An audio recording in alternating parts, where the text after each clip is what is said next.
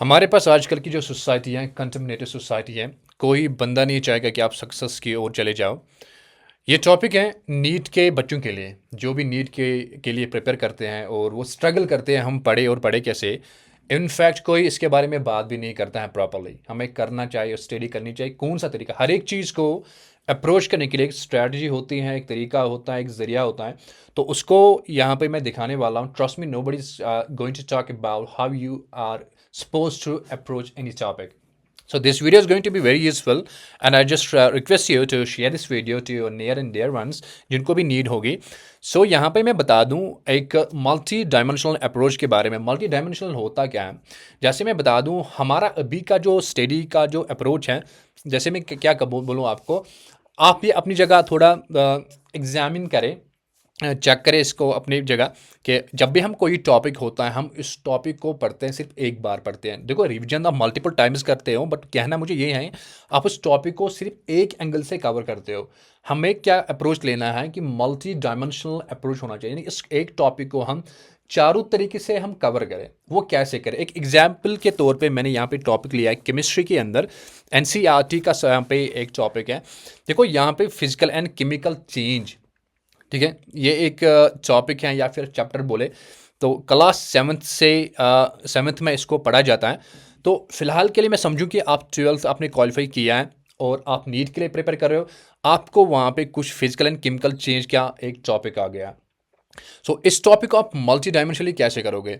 आपके पास एनसीईआरटी जितने भी होंगे 6 से लेके 12th क्लास तक, जो भी एनसीईआरटी आपके पास हैं उनको आप खोल के रखोगे या अपने पास रखोगे या पीडीएफ आप डाउनलोड कर ले या फिर परचेज कर ले। It's all up to you people how you going to do that. So physical and chemical change आपने पहले छोटे से क्लास से स्टार्ट करना है। लेट अस से जो स्टार्टिंग ऑफ दिस टॉपिक का जो स्टार्ट क्लास हो रहा है वो 7th क्लास से हो रहा है। तो 7th क्लास में आपने पढ़ा फिजिकल एंड केमिकल चेंज, ठीक है। इस टॉपिक को आपने एक बार पढ़ा, इजी होगा। जो भी यहाँ पे नेसेसरी इन्फॉर्मेशन है उसको आप नोट पे लिखिए, पेन डाउन किए, शॉर्ट नोट्स बना दीजिएगा। आफ्टर दैट आप पढ़ोगे atoms and molecule and chemical reaction, क्योंकि ये टॉपिक रिलेवेंट है, इसकी रेलिवेंस बहुत ज़्यादा है। केमिकल चेंज, केमिकल रिएक्शंस, सो रेलिवेंस ठीक ठाक है। उसके बाद आप ये पढ़ोगे। ये डिपेंड करता है किस एनसीईआरटी में है, ये आपका काम है ढूंढना किस एनसीईआरटी में है या फिर किस पर्टिकुलर बुक के अंदर है, आप इसको कवर करोगे। पॉइंट नंबर 2, अभी आपका टॉपिक यहाँ पे कंप्लीट नहीं हुआ, मतलब आपने जो 12th क्लास के अंदर केमिकल चेंज ले लिया है तो अभी भी वो कंप्लीट नहीं हुआ, क्योंकि आपने अभी 7th का ही पढ़ा है। उसके बाद आप पढ़ोगे क्लास 9th का, जैसे कि 8th में हो। लेट्स टेकिंग एन एग्जांपल, ये atom and molecule and chemical reaction जो है ये क्लास 8th में था, तो आपने 8th का इसका जो भी है इसके बारे में और पढ़ा, क्योंकि केमिकल चेंज ही हम पढ़ रहे हैं ना, तो आपने क्लास 8th में कुछ थोड़ा एडवांस लेवल का पढ़ा। उसके बाद क्लास 9th के एनसीईआरटी में आ गए तो वहाँ पे लॉज ऑफ केमिकल कॉम्बिनेशंस पढ़े, क्योंकि टॉपिक की रिलेवेंस बहुत ज़्यादा है। सो एक टॉपिक को हम मल्टी डायमेंशनली कवर कर रहे हैं यहाँ पे। सो आप 9th क्लास की पढ़ते हो चीज़ें तो एक ही जगह पे आप कंसोलिडेटेड नोट्स बनाते हो अपनी कॉपी के ऊपर, and avoid digital notes. Digital notes को अवॉइड करें, क्योंकि आप मतलब कॉपी को ही यूज़ करें नोट्स के लिए। उसकी जो मेमोरी पावर है और जो प्रैक्टिकली जो आप लिखते हैं उसकी मेमोराइजेशन एंड अटेंशन पावर सही रहती है। सो यहाँ पे आप आइए 9th क्लास में।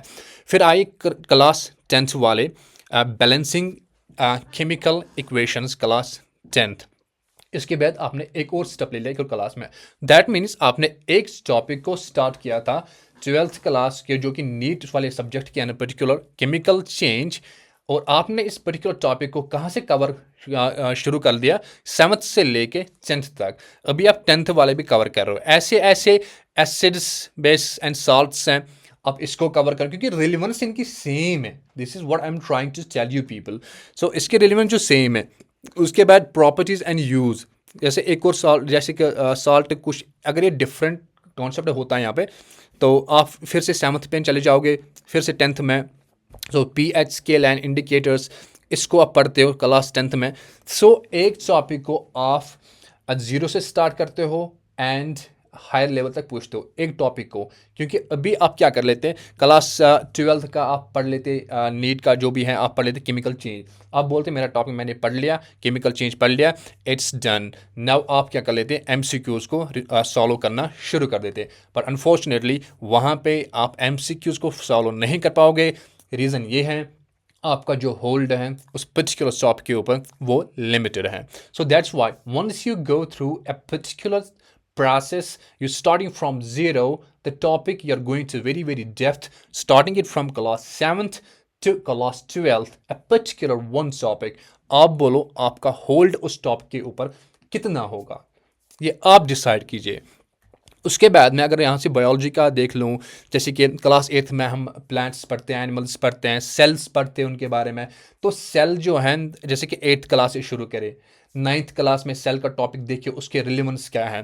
फिर सेल ऑर्गेनल्स के बारे में पढ़े, ह्यूमन बॉडी के बारे में पढ़े, ठीक है। ऐसा एक और है डाइजेशन है, रेस्पिरेशन है, क्लास 7th से लेकर क्लास 10th तक आप इनको स्टडी करें। यानी कि कहना मेरा ये मतलब है आपसे, अब जो भी टॉपिक पढ़ोगे आप करोगे मल्टी डायमेंशनल अप्रोच उस टॉपिक को समझने के लिए।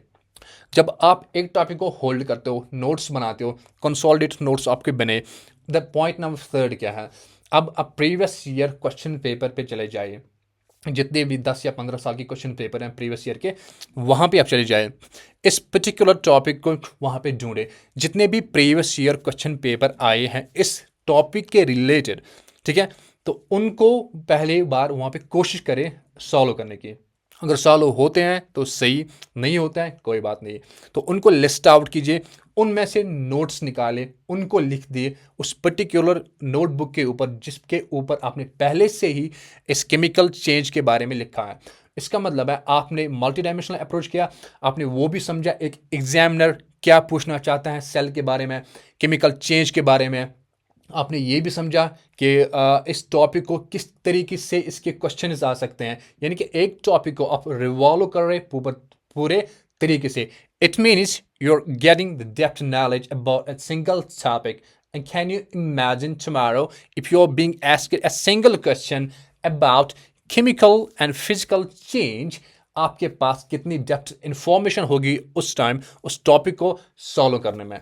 सो this is the only one and right way to cover and to complete and to crack NEET exam in just one and single go.